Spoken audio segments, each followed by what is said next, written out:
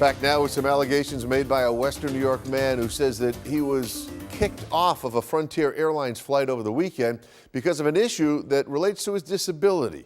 20 Side's Leanne Stuck shares his story as we get some answers tonight. Very emotional. Just emotional. Robert Knabb is finally home after what he calls a 30-hour nightmare experience. I was just too shocked. For a captain to treat someone paralyzed that horribly is just unacceptable.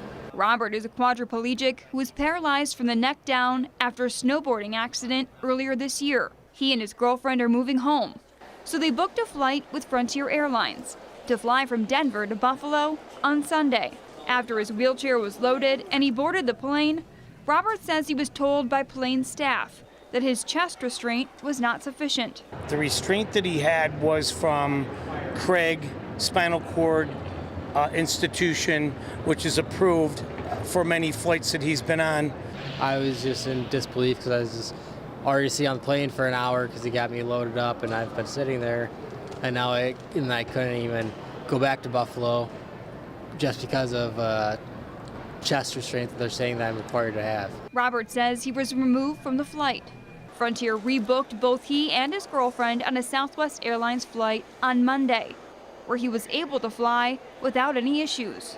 20 Side reached out to Frontier Airlines to ask about his removal.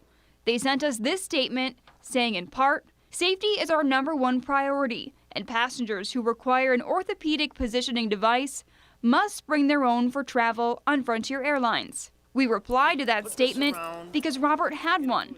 The airline then released a second statement, an excerpt from their website, saying in part, "Any type of OPD or brace is acceptable if it supports the passenger to sit upright and is not attached directly to the aircraft seat.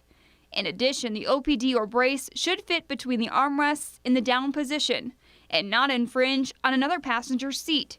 Frontier does not provide passengers with OPDs." The airline is alleging that Robert's strap did not meet the requirements. Sir, you are violating the FAA. In this video, you see a flight attendant whose face we have blurred out because we have not been able to speak with them, showing Robert an excerpt from their safety manual. And it's just a sad thing that somebody 22 years old that's paralyzed from the neck down has to go through this type of humiliation.